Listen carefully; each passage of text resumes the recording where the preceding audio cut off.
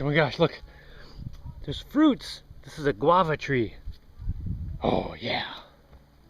Boy, I'm getting really good at cutting keyways with an angle grinder. This one's went pretty fast. This is the axle that will drive the steering sprockets. Now I need to make bearing blocks to fit, these into here. And for that I'm going to use this. This first hole took like an hour and a half, and this second hole took about 5 minutes. It's because this first hole, I was using the hole saw, and it was just rubbing, like just causing extra friction and just slowing down the whole thing. But when I finally got through the hole and tested my ball bearing, the hole was a little too small. So that meant I could bend the teeth out just a tiny bit, so that then it cut a fatter groove in here, and this part wasn't touching the edge, so it just blew right through it. I mean, it still took probably about 10 minutes really.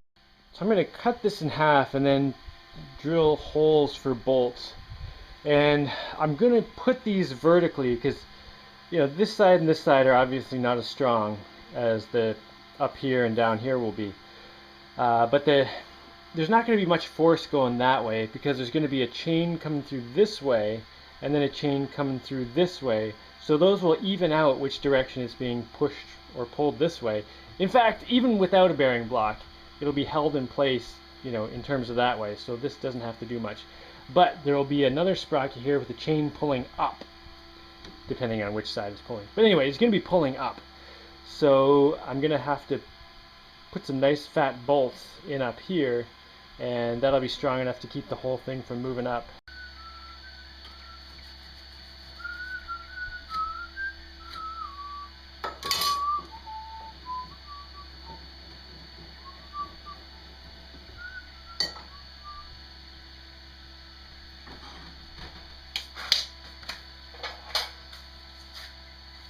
Alright, messy time. Let's make a mess.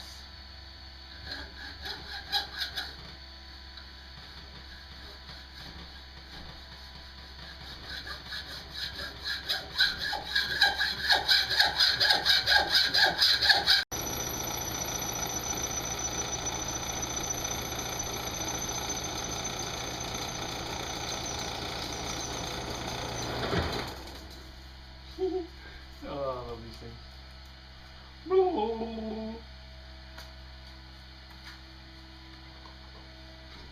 I have a these things bucket down here, so I can melt all my aluminum scraps at some point in the future and turn them into new parts.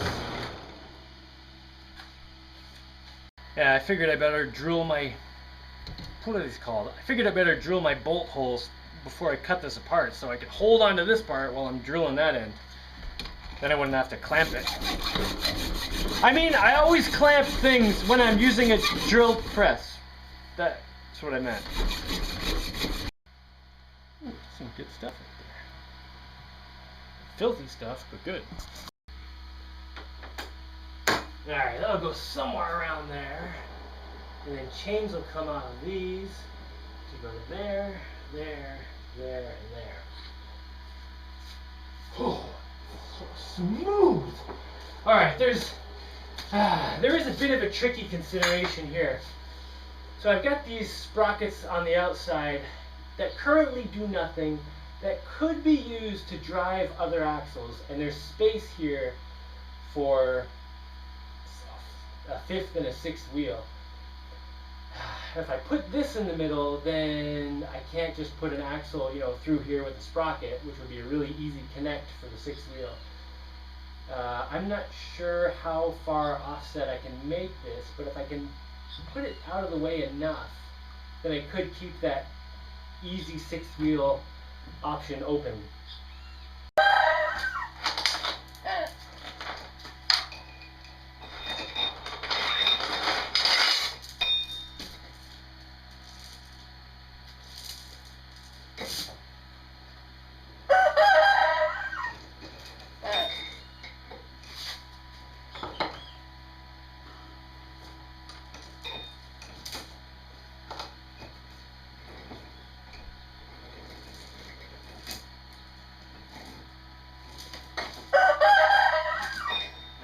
my weirdest chain setup.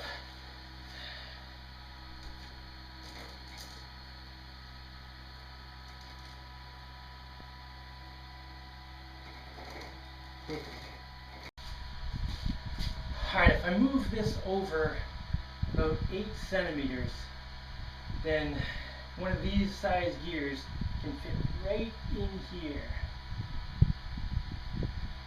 If this will still work.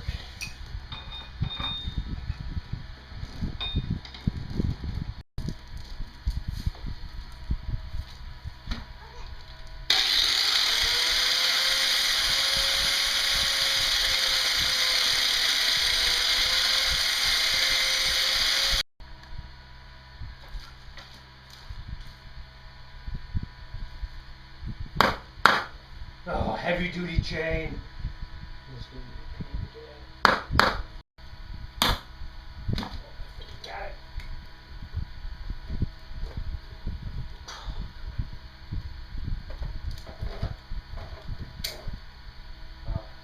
Bent on a screw, but I got my thing off. Wow, you almost use a whole chain on this?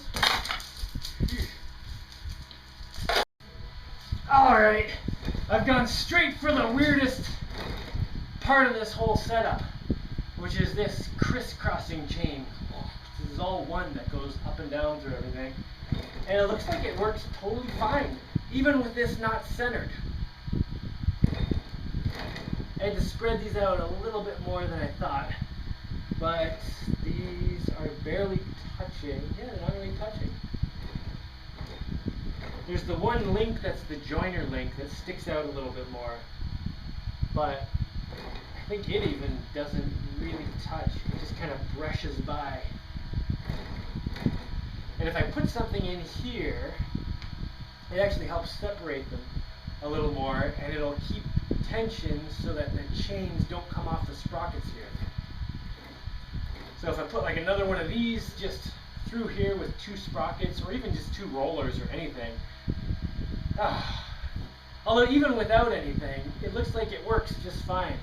It's pretty hard to get one of these off the sprockets.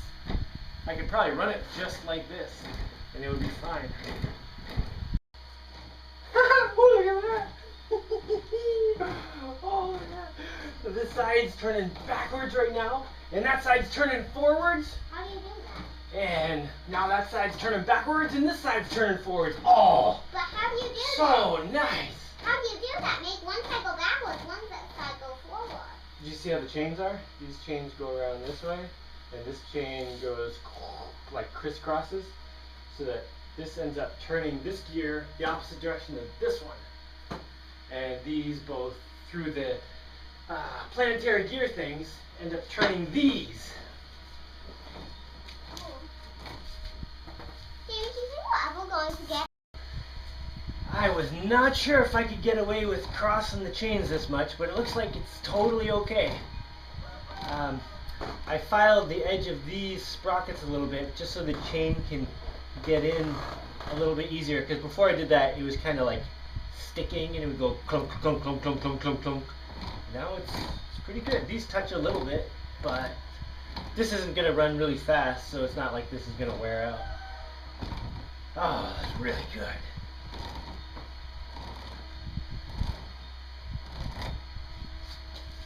And right now this axle's offset enough that I can put my easy install 5th and 6th axles in here.